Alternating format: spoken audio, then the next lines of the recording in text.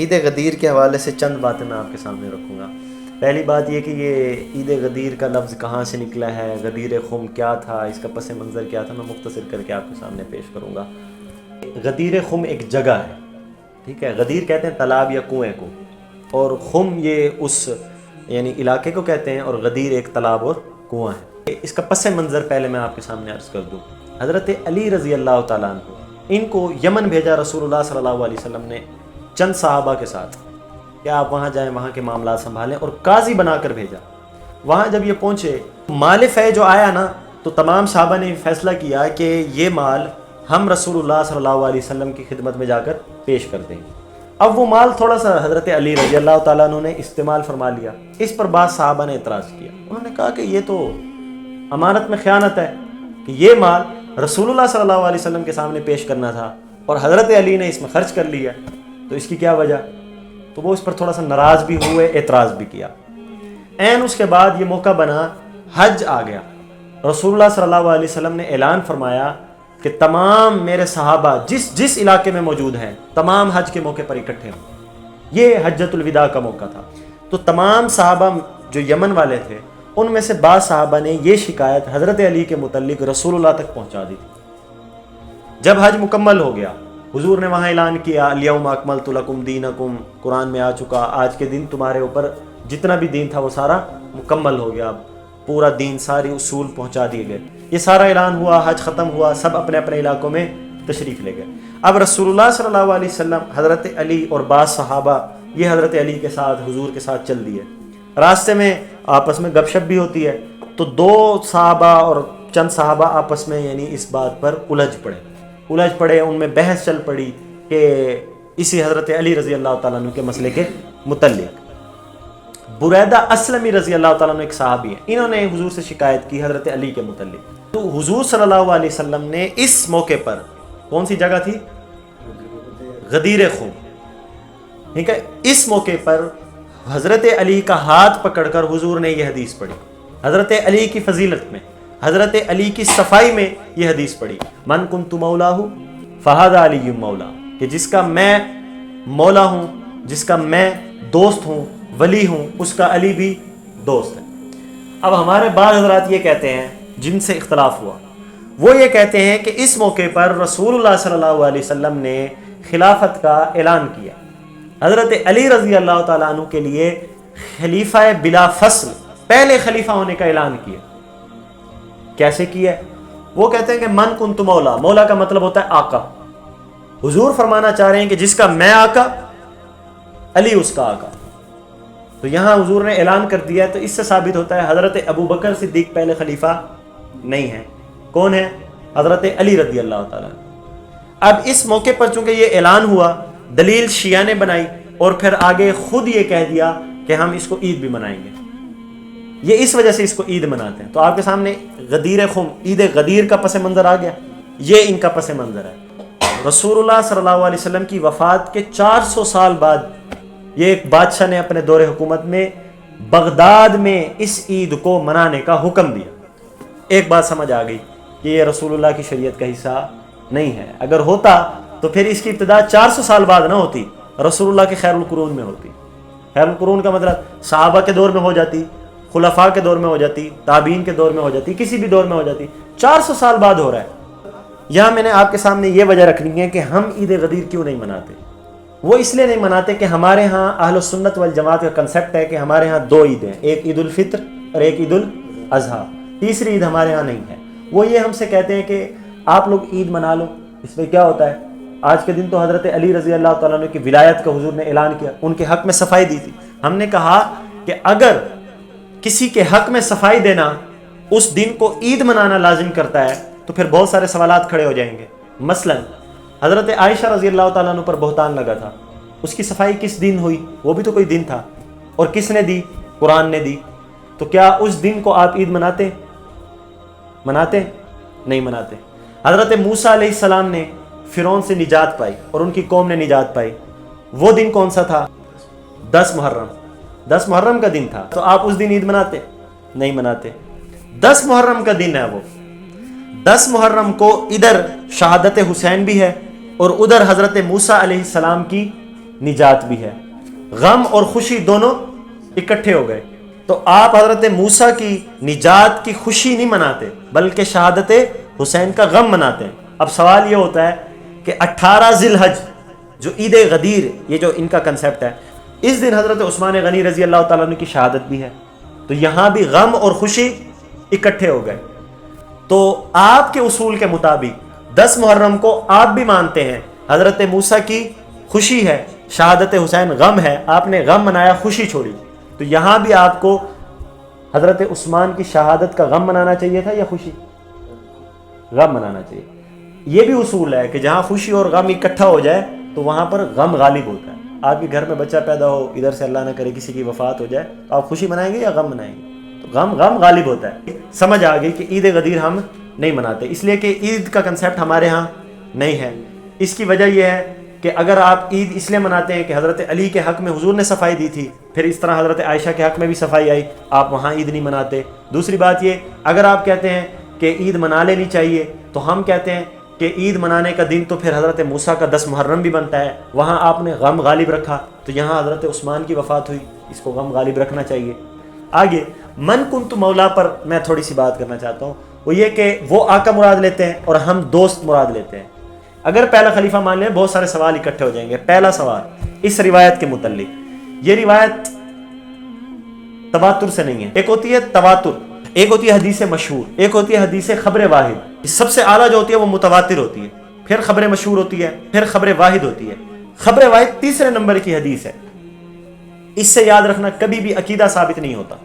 بعض حضرات نے اس حدیث کو ضعیف بھی کہا اور بعض حضرات نے اس حدیث کو صحیح بھی کہا. اس وجہ سے اس حدیث کا حکم خبر واحد کا ہے، اور خبر واحد کبھی عقیدہ ثابت نہیں کرتی. اور اس سے آپ کا یہ عقیدہ ثابت کرنا حضرت علی پہلے خلیفہ ہیں نہیں ثابت ہوتا، اس لیے کہ حدیث میں خبر واحد ہے، کمزور درجے کی حدیث ہے. ایک بات. دوسری بات، اگر یہاں آپ من کنت مولا کا معنی آقا کر لیں تو پھر حضرت علی کا قتل لازم آئے گا. صحیح مسلم میں ایک حدیث ہے، رسول اللہ صلی اللہ علیہ وسلم نے فرمایا ایک آقا کی موجودگی میں اگر دوسرا آقا آ جائے تو فقتل الآخر، دوسرے آقا کو قتل کر دو.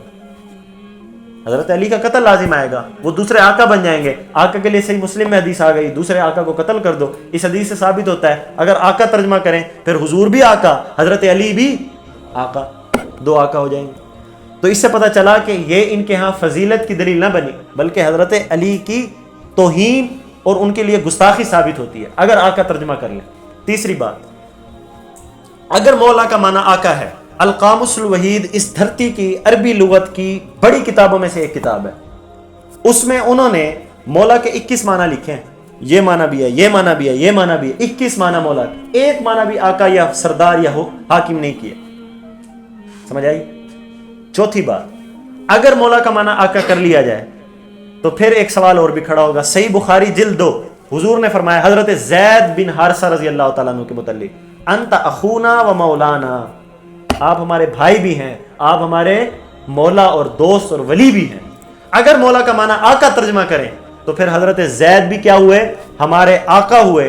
تو پھر حضرت زید کو بھی پہلا خلیفہ بنا دو. پانچویں بات، ہم جو یہ معنی کرتے ہیں کہ یہاں من کنت مولا، مولا کا معنی آقا نہیں بلکہ مولا کا معنی دوست ہے، یہ کیوں کرتے ہیں؟ ہمارے پاس کیا دلیل ہے؟ تو ہمارے پاس دلیل حدیث ہے. مسئلہ تب ہوتا ہے جب آپ بات پوری نہ کریں، آدھی کریں. انہوں نے حدیث ہمیشہ یہیں تک پڑھنی ہے، من کنت مولا فہذا علی مولا. حالانکہ حدیث یہاں تک نہیں ہے، آگے بھی اللہم والی من والا و عادی من عادا. حضور نے فرمایا اے اللہ اس کو دوست بنا جو علی کو دوست بنائے اور اس کو دشمن بنا جو علی کو دشمن بنائے. تو حضور نے آگے خود اس حدیث کا مطلب بیان کیا ہے. تو اس حدیث کے اگلے جملے میں پہلے جملے کا مطلب خود بیان ہو گیا. من کنت مولا فہذا علی مولا، میں جس کا دوست ہوں اس کا علی دوست ہے. اے اللہ اس کو دوست بنا جو علی کو دوست بنایا اور اس کو دشمن بنا جو علی کو دشمن بنایا. تو ہمارا دوست ترجمہ کرنا یہ حدیث کے اگلے لفظ سے ثابت ہوتا ہے. البدایہ والنہایہ میں ایک روایت ہے، یہ حضور کی وفات سے چند دن قبل حضرت علی کے چچا ہیں، حضور کے بھی چچا ہیں. کون؟ حضرت عباس. وہ حضرت علی سے فرما رہے ہیں، حضور کے پاس چلتے ہیں، ان سے پوچھتے ہیں آپ کے بعد خلیفہ کون ہوگا، حاکم کون ہوگا. حضرت علی نے فرمایا نہیں جاتے. کیوں؟ حضرت علی نے فرمایا ہم جائیں اور رسول اللہ آگے سے فرما دیں کہ نہیں نہیں یہ تمہارا معاملہ نہیں ہے، یہ تمہارا اس میں کوئی دخل نہیں ہے، تو تم اس بارے میں بات نہ کرو، تو پھر تو کبھی بھی خلافت بنو ہاشم میں نہیں آئے گی، پھر تو خلافت کبھی بھی ہمیں نہیں ملے گی، تو ہم نہیں جاتے۔ سوال ہوتا ہے اگر من کنت مولا والا جو واقعہ تھا غدیر خم کے موقع پر، حضرت علی اگر اس سے یہ سمجھتے کہ میرے لیے خلافت کا اعلان ہو چکا، تو پھر عباس کو فرما دیتے نا اپنے چچا کو، میرے لیے تو اعلان ہو چکا ہے، حضور کے بعد میں خلیفہ ہوں۔ کس موقع پر؟ غدیر خم پر مجھے فرما دیا تھا، تمام صحابہ کی موجودگی میں فرما دیا تھا، تو پھر تم یہ پوچھ رہے ہیں حضور کے پاس کیوں جاتے ہو؟ حضرت علی نے کوئی ایسی بات نہیں کی۔ ان کا یہ کہنا اس بات کی دلیل ہے کہ وہ بھی من کنت مولا سے آقا ہونا مراد نہیں لیتے تھے، اگر لیتے تو کہہ نہ دیتے کہ میرے بارے میں تو حدیث، میرے بارے میں تو حکم آ چکا ہے۔ ساتویں بات، غدیر خم سے پیچھے یہ کہاں سے آ رہے تھے؟ حج سے آ رہے تھے۔ حج پر زیادہ صحابہ ہو گئے یا غدیر خم پر؟ حج پر۔ یہ جو ہے کہ میرے بعد خلیفہ کون ہوگا، یہ چھوٹا موٹا معاملہ ہے یا بڑا معاملہ ہے؟ بڑا معاملہ ہے۔ اس کا اعلان تمام صحابہ کی موجودگی میں ہونا چاہیے تھا یا اس جگہ جہاں چند صحابہ تھے، چھپڑ کے نیچے جہاں چند صحابہ تھے، کہاں ہونا چاہیے تھا؟ تمام صحابہ۔ تو یہ بھی اس بات کی دلیل ہے کہ اگر اس موقع پر حضرت علی کے لیے پہلے خلیفہ ہونے کا اعلان کیا ہے تو پھر اعلان وہاں نہ ہوتا، اعلان حج پر ہوتا۔ آٹھویں بات، حضور نے وہاں کیا فرمایا تھا؟ الیوم اکملت لکم دینکم، آج تمہارے لیے میں نے دین مکمل کر دیا۔ تو اس سے پتہ چلا کہ تمام اصول اور بڑی بڑی باتیں آج کے دن مکمل ہو گئی۔ اگر یہ بڑی باتوں میں شامل ہوتی تو پھر یہ اعلان بھی وہاں کر دیا جاتا، یہ اعلان وہاں نہیں ہوتا۔ نویں بات، اگر یہ مان لیا جائے کہ حضرت علی کا پہلا خلیفہ ہونا لازم آتا ہے تو پھر قرآن کا بھی انکار کرنا پڑے گا، حدیث کا بھی انکار کرنا پڑے گا۔ وجہ، قرآن کا انکار اس لیے کرنا پڑے گا، قرآن کو جمع کس نے کیا؟ تو حضرت ابو بکر نے قرآن جمع کیا ہے۔ سوال یہ ہوتا ہے کہ اگر حضرت علی پہلے خلیفہ ہیں بقول ان کے، اور یہ کہتے ہیں صحابہ نے ان کا حق کھایا تھا، تو حق کھانے والا پہلا کون ہوگا؟ ابو بکر، جو حضرت علی کی جگہ خلیفہ بن گیا، تو وہ جو حق کھانے والا ہے وہ بنا غاصب، اور غاصب کے ذریعے اللہ اپنا قرآن جمع کروائے تو پھر اس قرآن کا بھی انکار کرنا پڑے گا، اس لیے کہ یہ تو غاصب کے ہاتھ سے ہوا ہے، کسی عادل کے ہاتھ سے تو نہیں ہوا، کسی متقی کے ہاتھ سے تو نہیں ہوا، بقول ان کے۔ اگر ان کے اس سے مان لیا جائے تو پھر پورا کا پورا قرآن سائیڈ میں رکھنا پڑے گا۔ وہ اس لیے کہ قرآن جمع کیے ابو بکر نے، بقول تمہارے حضرت ابو بکر غاصب ہوئے، انہوں نے حق کھایا، اور غاصب کے ہاتھ سے جمع شدہ قرآن یہ معتبر نہیں ہو سکتا، تو پھر قرآن کا انکار ہو جائے گا۔ 10ویں بات، حدیث کا بھی انکار ہوگا۔ وہ اس لیے کہ حضور نے فرمایا تھا کہ میری امت کبھی بھی گمراہی پر اکٹھی نہیں ہوگی، میری امت کا ایک بڑا طبقہ کبھی بھی گمراہی پر اکٹھا نہیں ہوگا۔ ید اللہ مع الجماع، حضور نے فرمایا اللہ کا جماعت پر ہاتھ ہے۔ ان اللہ لا یجمع امتی علی الضلالہ، میری امت کو اللہ کبھی گمراہی پر اکٹھا نہیں کرے گا۔ بعض لوگ ہو جائیں گے لیکن امت کا ایک بڑا طبقہ ہمیشہ ہدایت پر ہوگا۔ تو اس وقت حضرت ابو بکر کے خلیفہ منتخب ہونے پر تمام صحابہ کا اتفاق تھا۔ اگر آپ یہ کہتے ہیں تمام صحابہ کا یہ اتفاق غلطی سے ہوا ہے، بے اتفاقی سے ہوا ہے، یا یہ جھوٹ تھا، تو پھر اس حدیث کا انکار لازم ہوگا۔ حضور نے فرمایا تھا میری امت گمراہی پر اکٹھا نہیں ہو سکتی، آپ کے بقول حضرت ابو بکر کو خلیفہ بنانا جائز نہیں تھا، حالانکہ تمام صحابہ نے اجماع کیا ہے۔ آپ کہتے ہیں کہ یہ غلط کیا تھا، تو پھر پوری امت کا اجماع غلط ہو جائے گا، اور امت کا اجماع اگر غلط ہو جائے تو پھر حدیث کا انکار ہو جائے۔ حدیث میں حضور فرما رہے ہیں امت گمراہی پر اکٹھا نہیں ہوگی، تم نے کہا امت گمراہی پر اکٹھا ہو گئی ہے۔ تو یہ چند باتیں تھیں جو میں نے آپ کے سامنے رکھی ہیں، جس سے یہ ثابت ہوتا ہے کہ حضرت علی کے لیے پہلا خلیفہ ہونا یہ اس حدیث سے کم از کم ثابت نہیں ہوتا۔ پھر اس پر کئی اور ساری باتیں یہ بھی ہیں، حضرت علی رضی اللہ تعالیٰ عنہ کی دیوسی بھی نعوذ باللہ ثابت ہو جائے گی۔ وہ یہ اگر یہ مان لیا جائے کہ حضرت علی کا حق تھا اور بنایا ان کو نہیں، تو پھر اس کا مطلب یہ ہوا حضرت علی برداشت کرتے رہے، حق کو جانتے ہوئے بھی خاموش رہے، حق کو جانتے ہوئے بھی انہوں نے بزدلی سے کا اظہار کیا، کیونکہ وہ تو شیر خدا ہیں، چاہتے تو پھر اپنا حق لے نہ سکتے تھے، اگر ان کا حق بنتا تو پھر وہ لے لیتے۔ ان کا حق نہ لینا اس بات کی دلیل ہے کہ ان کا حق نہیں تھا بلکہ ان کا تھا۔ پھر آگے چلیں، حضرت عمر کا دور آتا ہے، تب بھی انہوں نے یہ حدیث دلیل میں پیش نہیں کی۔ حضرت عثمان کا دور آتا ہے، تب بھی یہ دلیل پیش نہیں کی۔